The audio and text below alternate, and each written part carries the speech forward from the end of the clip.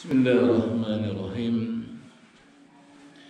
Assalamualaikum warahmatullahi wabarakatuh.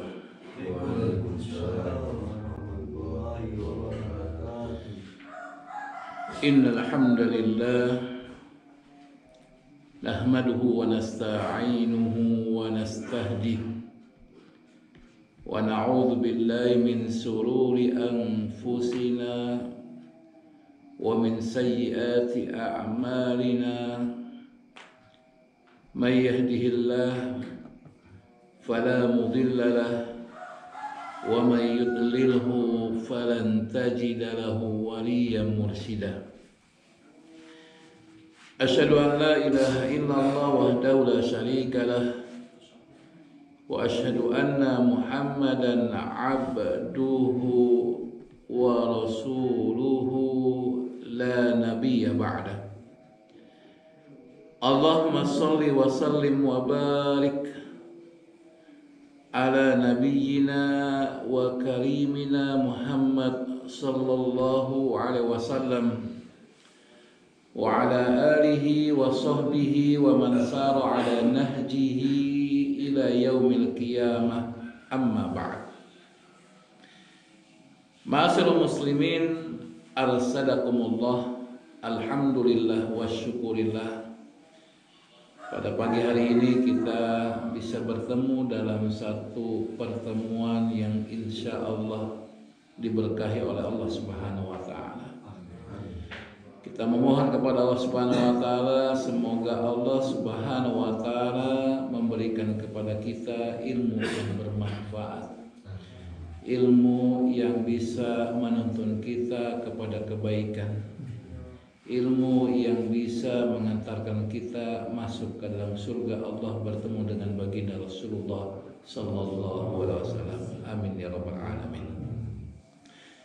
Ma'asyiral muslimin rahimakumullah. Kita masih melanjutkan kembali tentang sifat-sifat orang-orang yang bertakwa. Dan kita masih pada surat Al-Baqarah ayat yang ketiga. Setelah kita membahas tentang sifat orang bertakwa adalah yang beriman kepada hal-hal yang gaib, kemudian kita bahas juga tentang sifat-sifat orang-orang bertakwa yang senantiasa istiqomah menegakkan, mendirikan, melaksanakan sholat. Dan pada hari ini kita akan melanjutkan pada potongan terakhir, wa mimma razaqnahum yunfikun, yaitu mereka adalah orang-orang yang ketika Allah berikan rizki kepada mereka, maka mereka akan berinfak. Nah, ini satu sifat yang menunjukkan bahwa orang-orang bertakwa adalah orang-orang yang memang benar-benar menyadari bahwa harta yang mereka peroleh adalah dari Allah, dan mereka mengeluarkannya juga di jalan Allah Subhanahu wa Ta'ala. Ma'asyiral muslimin rahimakumullah. Ketika kita berbicara tentang infak, maka pernah saya jelaskan bahwa infak itu dilakukan oleh orang-orang beriman dan juga dilakukan oleh orang-orang yang tidak beriman. Makanya para ulama mengatakan infak itu sifatnya umum. Berarti bukan menghalangi orang-orang miskin untuk berinfak. Mungkin orang-orang miskin tidak mampu berzakat karena memang tidak sampai nisab, kemudian juga memang nggak ada harta yang bisa dizakatkan, ya. Tetapi kalau berkaitan dengan infak, maka tidak memandang mau dia kaya, mau dia miskin, maka infak itu tetap harus dilakukan sebagai riyadhah, latihan. Kalau sewaktu-waktu Allah Subhanahu wa taala memberikan kepada kita amanah kekayaan, kita sudah biasa, miskin aja kita masih rajin dan istiqomah berinfak, apalagi ketika Allah Subhanahu wa taala memberikan kekayaan. Karena apa? Sudah dilatih. Makanya memang ada tingkatan-tingkatan, ada istilah infak, ada istilah sodako, ada istilah zakat. Ini mungkin kalau menurut saya pribadi, saya perhatikan memang Allah tuh memberikan kepada kita yang beriman ini dengan kondisi apapun, mau miskin, mau kaya, mau dalam keadaan menengah, infak dilatih sama Allah Subhanahu wa taala kepada kita semua. Yuk infak. Dan infak ini pun kata para ulama kan tidak mesti dengan harta. Ya. Dengan hal-hal lain itu bisa kita lakukan, walaupun memang kebermanfaatan dengan harta akan lebih besar kepada orang-orang yang mendapatkan manfaat dari infak tersebut. Oleh karena itu, di lain ayat dalam surah Al-Baqarah 195, Allah memerintahkan kepada kita untuk berinfak. Wa anfiqu fi sabilillah, dan berinfaklah kalian di jalan Allah Subhanahu wa taala. Berarti di sini ada orang-orang yang berinfak dengan mafhum mukhalafah, kebalikannya ada orang-orang yang berinfak di jalan selain Allah Subhanahu wa taala. Makanya ada sebuah hadis yang menjelaskan kepada kita bahwa nanti pada persidangan yang pertama kali Allah lakukan itu ada salah satunya diberikan amanah harta, lalu harta tersebut bukan digunakan untuk berinfak di jalan Allah, tapi digunakan untuk mendapatkan julukan sebagai orang yang dermawan. Naudzubillah.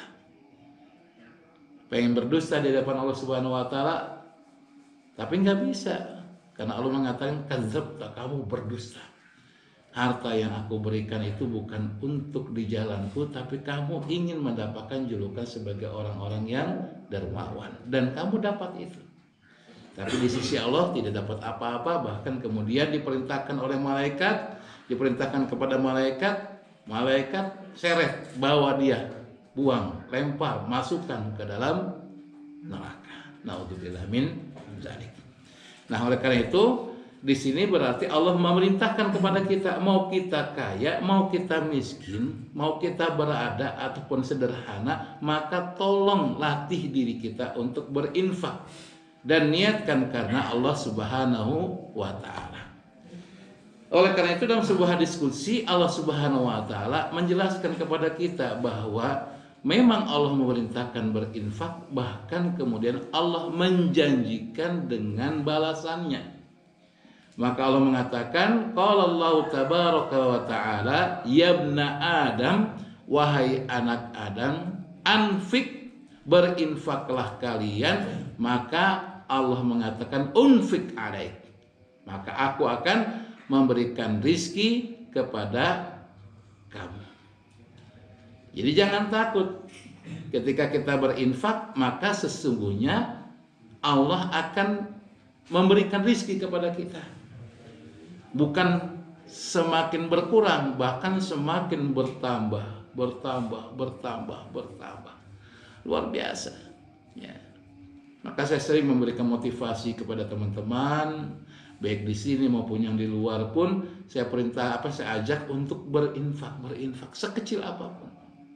Karena apa? Janji Allah jelas, janji manusia belum tentu. Ya. Bahkan banyak yang PHP. Naudzubillah min dzalik. Kemudian hal itu pun diperintahkan Rasulullah kepada seorang sahabat, yaitu seorang sahabat yang bernama Bilal. Anfik ya Bilal, berinfaklah kamu wahai Bilal. Wala takhsa min dzil arsil iklala, dan janganlah kamu takut dipersedikitkan hartamu oleh zat yang memiliki ars. Jadi jangan takut, nggak mungkin Allah akan membuat kita miskin dengan infak yang kita lakukan. Nggak mungkin Allah akan membuat kita sengsara dengan infak yang kita keluarkan. Bahkan ada sebuah kisah seorang sahabat, Abdurrahman bin Auf Luar biasa beliau. Beliau kaya raya. Pada suatu hari ada keinginan untuk menjadi orang yang biasa-biasa saja. Kalau mungkin bisa dikatakan pengen miskin lah. Maka dia mikir caranya bagaimana gitu kan. Ternyata ada satu momen yang luar biasa. Pada saat itu di kota Madinah panen kurmanya nggak berhasil, gagal. Sehingga banyak kurma yang rusak. Banyak kurma yang busuk. Nah, inilah kesempatan sembari menolong para sahabat-sahabat penduduk Madinah yang mengalami kerugian. Karena apa? Karena usaha pertaniannya gagal. Dibelilah semua kurma-kurma yang rusak itu. Dan harganya juga enggak, wah mumpung apa, ini kan rusak, udah murah aja. Enggak. Diberikan harga yang sesuai. Ya. Lalu kemudian terkumpullah semua kurma yang rusak di diri Abdurrahman bin Auf. Itu banyak duit yang keluar. Ya. Ya. Lalu kemudian ternyata di balik itu Allah punya rencana lain. Ya. Jadi ternyata penduduk Madinah yang gagal panen dapat uang, yang sebetulnya gagal panen gak punya uang, bahkan rugi. Tapi malahan dapat uang karena ada hal yang dilakukan luar biasa oleh Abdurrahman bin Auf. Tapi di sisi lain Allah juga nggak akan membuat orang yang membantu saudaranya ini dalam kondisi kemudian miskin, enggak. Dan terjadilah kejadian di satu daerah dan kemudian mereka butuh obat dan obat itu adalah kurma yang rusak. Datanglah ke Madinah dan ternyata semua barang itu ada di Abdurrahman bin Auf. Lakulah dijual. Tambah lagi kaya. Allahu Akbar. Maka jangan takut. Infak. Ya. Jangan takut.